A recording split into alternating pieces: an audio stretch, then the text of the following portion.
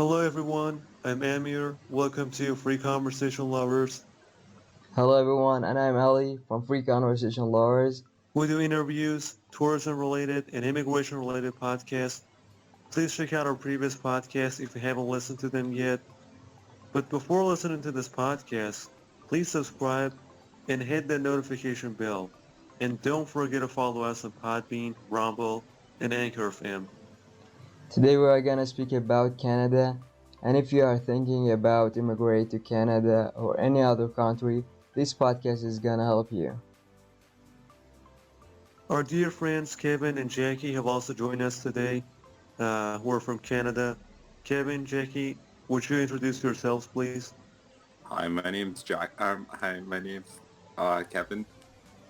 Hi, I'm Jackie. Nice to meet you guys.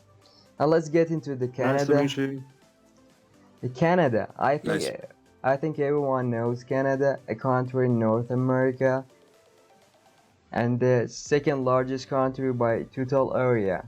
It has 10 provinces and its three biggest cities are Toronto, Montreal, and Vancouver. And the official languages are English and French. Correct. You can see 72% European, 18% Asian, only 5% were born Canadian. Most people are Christian, almost 70%, and the currency is CAD, stands for Canadian dollar. Beautiful places in Canada include Moraine Lake, Niagara Falls. It's awesome. I really like to visit. This place may be one of the biggest tourism attractions in Canada, Jasper National Park. Vancouver is also a Is it good correct? place. Yeah. Yeah, tell us your opinion. Um. Yeah, have you ever been to this place? Uh. To be honest, I've never really left I've left Canada, but I've not left I've never been anywhere else but BC, and being in Canada has been fun. But the one thing I just don't really like is the coldness. Um. I am half like um Mexican. I don't know, but I like the hot weather. But in Canada, there's a lot of in BC. There's a lot of stuff to do. Um, there's a lot of views and travel points around in BC that a lot of people love to come and visit. Yes, and Vancouver is also a good place to visit. Quebec as well. I heard the province in Canada like Quebec people speak French, right? Kevin? Yeah. Can you count some of them, And say they speak French? Pardon me. No, I say, do you know which provinces they speak French? Um, some parts in Ontario, Quebec, New Brunswick. Um, Mostly almost a whole all of Canada speak French, but Quebec and Ontario mostly. Cool, yeah. yes, and the next issue is healthcare. It's not totally free. It's free if you want to go see a doctor for a checkup, but if they prescribe you like pills or medication, you have to pay for these things yourself. Sometimes the company that you work for will have a benefit plan where they pay for things like medication and prescriptions, but that's not for every job, so you should ask your employer about their benefits. Yes, and another type of healthcare that is not free is eye care and dental care. Yeah, are you satisfied with healthcare in Canada, Kevin? It actually kind of helps me sometimes. I play hockey, so sometimes injuries can get pretty wound up, and it'll take you away for a little bit, and it being free, it it is kind of grateful, but sometimes if it's depends what type of health that it is. It could be a dental health. This it's kind of different in Canada as well. Dental health is a little bit different, and it can have like a reaction with your heart, and you know, like having experienced that, it's been crazy. How about old people? Are old people given proper care? Yes. That's pretty good, yeah. And since you've been in US for several times before, how would you compare the US healthcare and with Canada healthcare? Um. Be I honest. so I actually lived most of my life in the States, in the United States before living in Canada. So there's like a vast, you know, there's a big difference. In the United States, you have to pay for everything. Sometimes you have to pay just to set up an appointment, especially with like dental stuff. You have Hmm. to pay to set up an appointment. If you miss the appointment, there's a fee. Um, you know, after the appointment, you have to pay for your medicine and stuff like that. Of course, even if you have insurance, you still pay a fee, which kind of like sucks. But Yeah, I know in I know. Canada, you don't have to do that. I know. Yeah, in Canada, like honestly, I know a little bit more Canada, a bit more than I've been down in the U.S. But she's been by technically by my side a little bit, like with my health and all that, and like dentist or dental and all that. Like it is a big change. Like in Canada, like if you miss an appointment, you know they're like, oh, okay, you know, like we'll rebook you, and you know time that they you know it's not like the people that miss it, it's not their fault. It's like, you know, sometimes whoever books your appointment or whatever dentist or doctor does it, you know, sometimes is in a rush and like forces you on the bad time. So, you know, like Canada is kind of like a storyline. So, Yeah, exactly. And another question that I wanted to ask is, do you yep. have to wait for a long time to schedule an appointment in Canada? To be honest, not really. I mean, I don't know about like jockey, but like it doesn't really take that long. Um, I know like well, being in the U.S. it does take a little bit long time to rebook if you're down there for a little bit, and you know in Canada that's it'll sometimes take to like maybe rebook to a week or more or longer, and yeah, I don't know like how it is like fully down um in the US, but like I know like experience being down there, you know, it takes a little while. Yeah, I completely agree.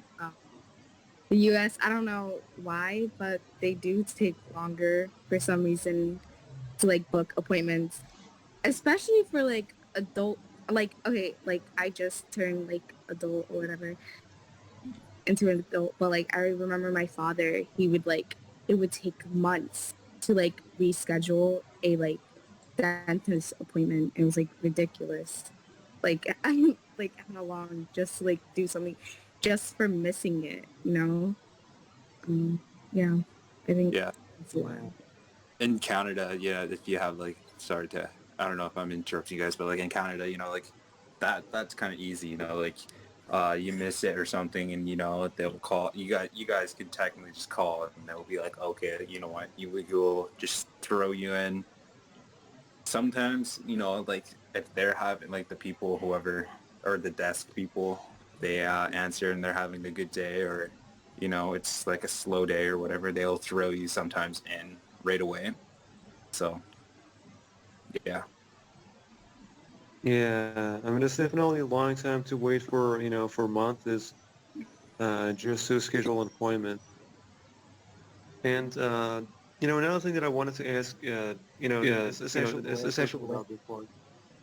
Yeah, well, like, do doctors call their patient, to check on him?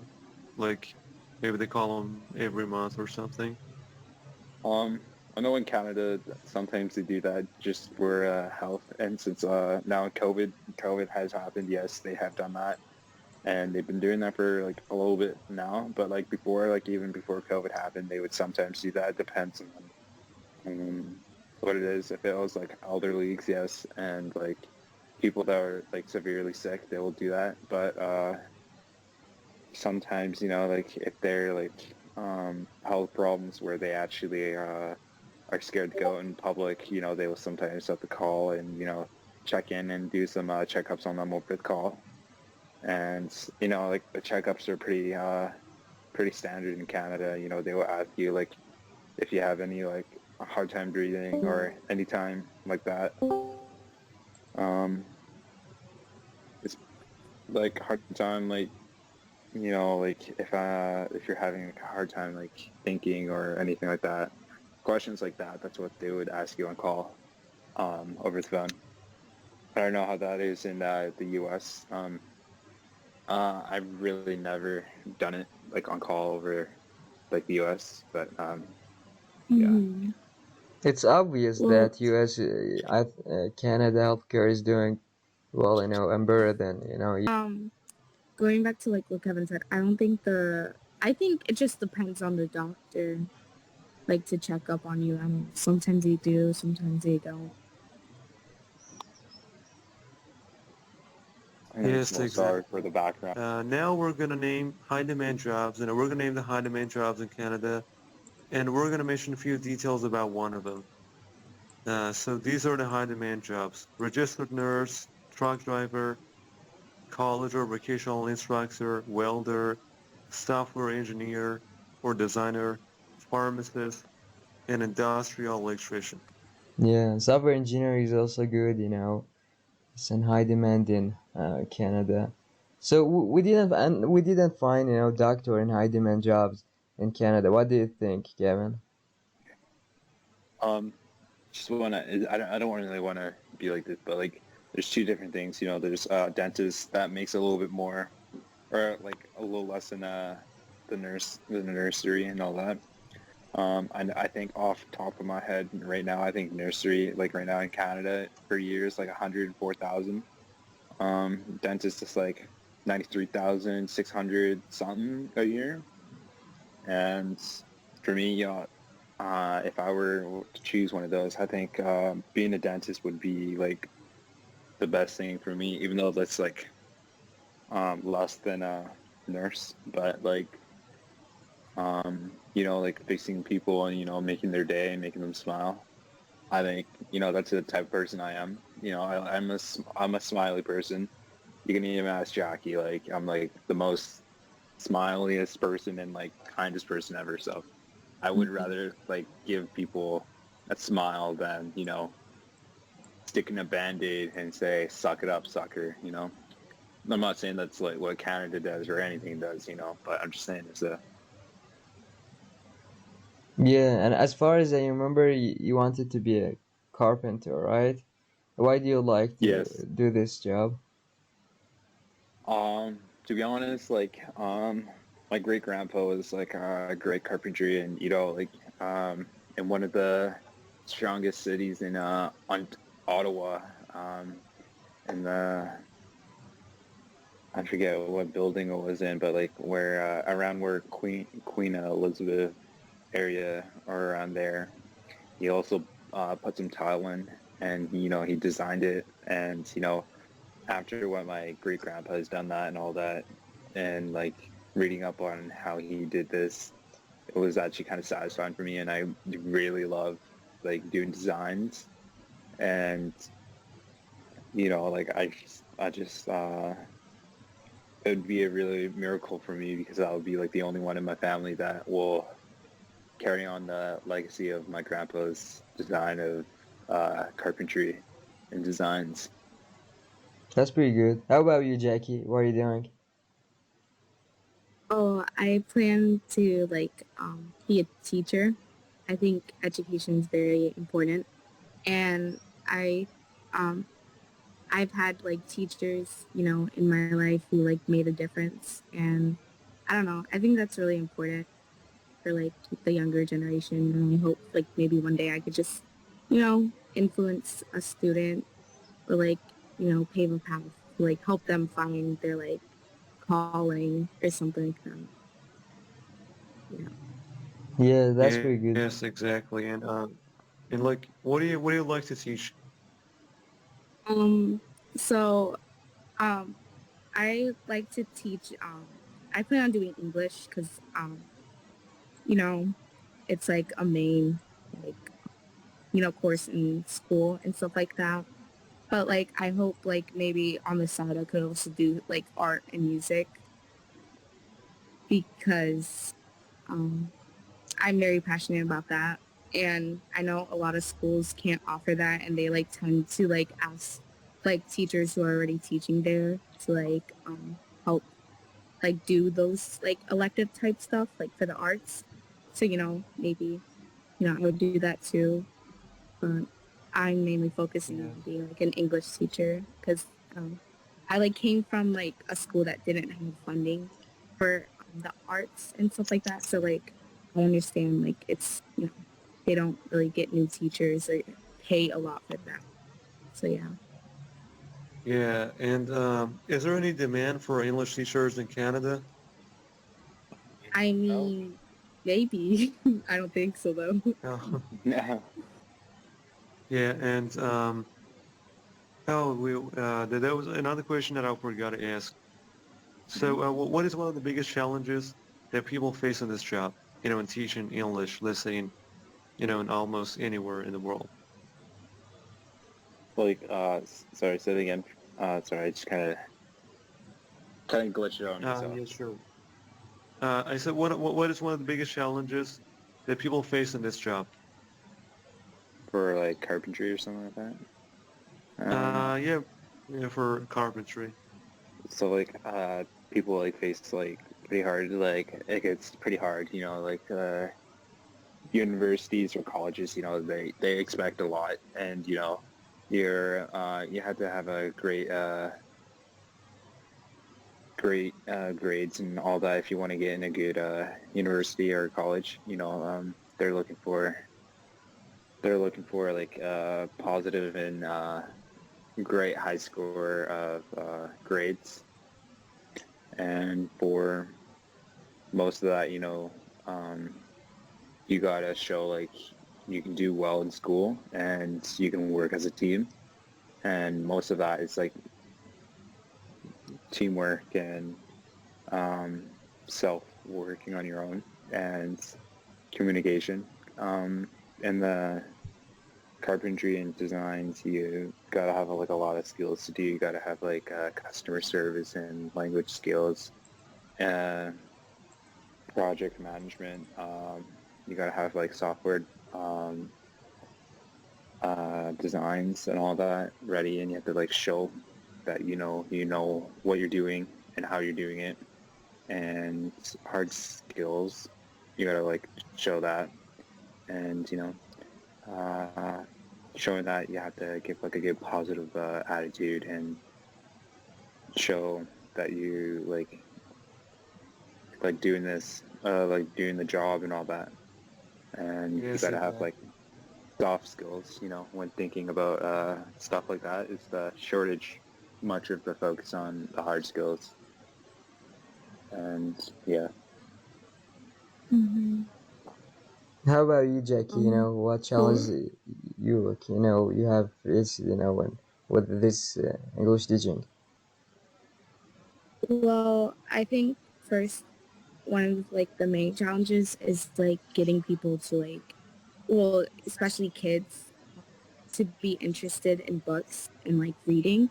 I know like even in like when I was like learning when I was like in school in English class, I know people were like have a hard time reading and stuff like that. And fortunately, I was like, I love books and reading and stuff like that, so it wasn't hard for me. But I know a lot of classmates like struggled with that, and I think that's going to be something, especially like nowadays, like a lot of people are like, you know, they are like accustomed to like reading short paragraphs, and I've read like a study about how like, you know, being on your phone and reading like small like amounts of text like daily and like expanding, you know, your like reading and stuff like that, it becomes harder for you. And it's gonna be harder for people, when I start teaching like children, when I start teaching them. So that's gonna be hard to try and kind of like get their attention on that, like when I'm teaching that, and also just like um, I think second is like helping kids like understand the meaning of like certain literature and like stuff like that, and like helping them um, like learn how to write a certain way that they might not be used to. That could like be hard to do. Um, but yeah, pretty much that. Everything else, I think Yes. I could handle. Yeah, I got Yes, something like exactly. to add on that a little bit. For like carpentry a little bit. Also, to also have like a lot of skills in digital skills and engineering of the business of management. You gotta show like what you're actually are going to do and how you are going to plan, and you got to measure like your long term and what you want to actually picture of doing. And by doing that, uh, as an example, like if I was just going to do like a big Canadian flag or, in like a tile as a carpentry or something like that, or something like around there, you can you got to picture out what you want to do and stuff like that. Yes, exactly. And now let's talk about immigrating to Canada. I want to ask Kevin. Kevin, do you suggest people to immigrate to Canada? I say yeah. There's a lot of stuff to do in Canada. There's multiple different province in Canada to stop by and do some activities. And I suggest like going to like Toronto. Um, Toronto's like one of the biggest province in Canada. Very popular, and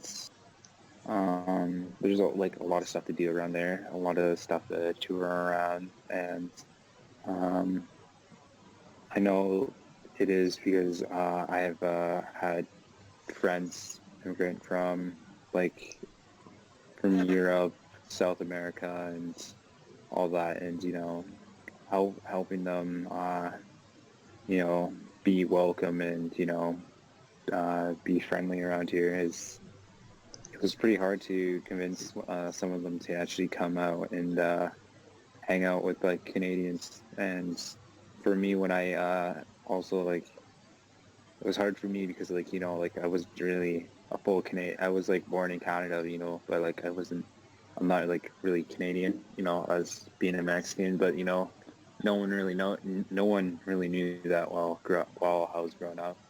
They thought I was just a normal Canadian boy, and I just kind of went along with it. And going in like my middle school year, that's when I came out and told everyone, about my background and like what I am. And like a lot of people, I told like a whole story about it, about like my whole disaster life, and it was kind of crazy about that. Yes, and let's ask Jackie. Jackie, do you suggest people to immigrate to the States? To the States, yeah, I think um, it's kind of like I think people can find a better life in here. Like my mom, I am first generation. My mom came from Mexico and stuff like that. So, you know, she like built a life here and stuff like that. And as well as my father, he came from the Dominican Republic to the United States. And I think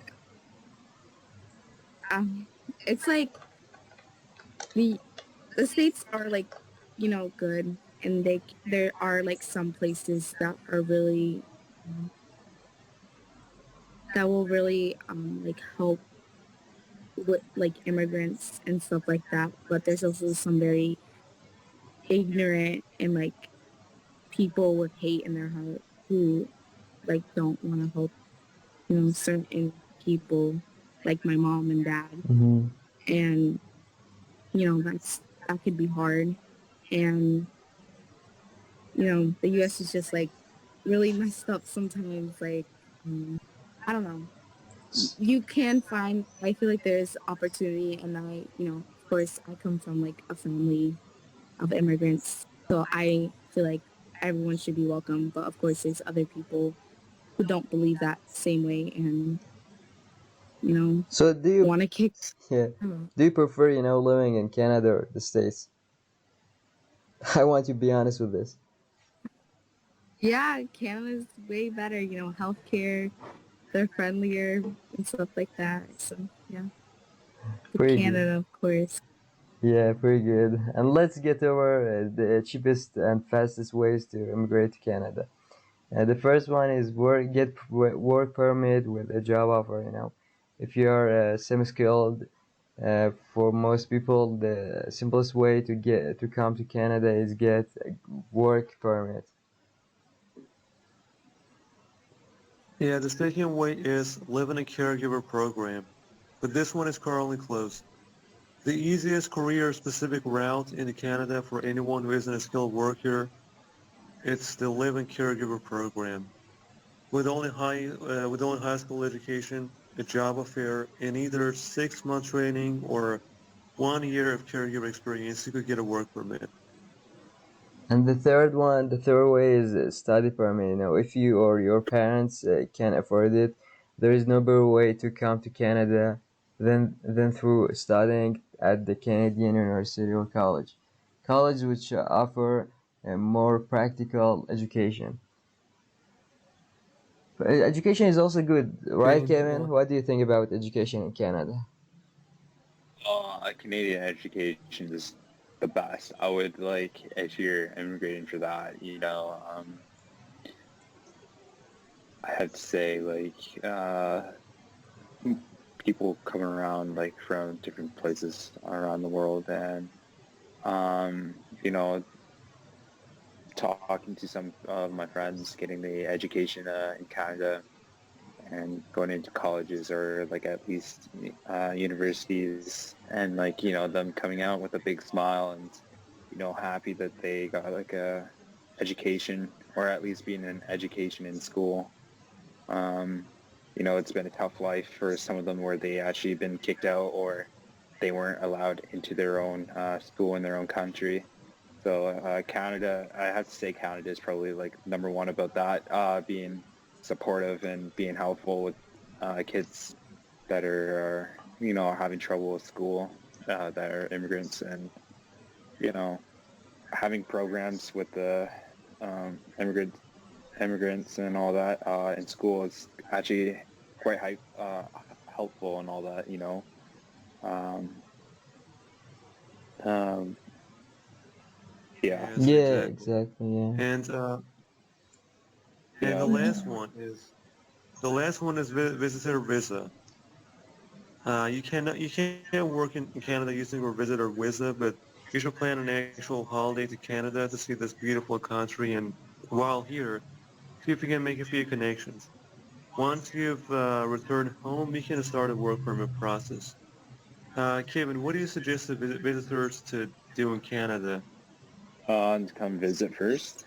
Uh, Um, I would say, go look at the big places in Canada. Go somewhere where, yeah, where you feel or you want to like learn and know, and whatever you feel like comfortable with, just go with that. Like try to look into what they got for you to come here, and what you can learn. Um, on whatever one you want on your education. Yeah, exactly. Now let's get Mhm. into the sports in Canada. The most popular sport Yeah. and also the official national sport in Canada is ice hockey, and it's the third most popular sport among Canadian children since the 2010 survey. Estimated that 22% of households have a child, playing ice hockey. And there is also some other popular sports in Canada like golf, curling, baseball, rugby, soccer, Soccer is also good in United States. Baseball. What sport do you like to play, Kevin? Personally for me, you can even ask Jackie, like, hockey. Hockey's been my favorite, and I've been playing it since I've been young. I've been trying to train and try to get in the big leagues, trying to show off all my skills, and playing in the World Juniors for a year was kind of good for me, and like learning from a loss, even if you're playing other teams and you lose, at least have a big smile and just, at least you play. At least you got to be a part of a team that, you're showing your country that, you made it this far. And hockey's been one of my favorite, and just love playing hockey. I've been maybe since I was young, I've been playing hockey ever since I was maybe 4, and shooting hockey pucks outside from 6 a.m. to 7 p.m. and non-stop all day, just playing some hockey, running around, shooting pucks, chasing the puck, breaking nets, buying new nets, breaking sticks, that was my childhood while growing up. And most kids, were always either inside playing video games or something like that. And I was just mostly a outside kid and loved to play hockey. And I love a lot of other sports, but hockey, I have to say, is number one. You get to have the feeling of skating and meeting new people from other places around Canada or anywhere else. Yeah, how about you, Jackie? What sports do you like? Well, I the only sports I really played was soccer, but I was back in the States, and tennis. But I know that Canada has a big culture with hockey, and knowing Kevin, he really is passionate about hockey, and I see that through him, how important it is, and yeah, that's pretty much what I have to say. Yeah, but to be honest, as having a Latino background as well, most people think a lot of Latinos like soccer, but I got told growing up, I used to be getting picked on for this type of sports, and soccer, the one thing that if you're playing a hockey, at least you don't have to have skill. At least just go out there, have fun, and even if you mess up, don't worry. Just get up and wipe it off and keep going, and by the end of the day, it's over and you actually tried your best.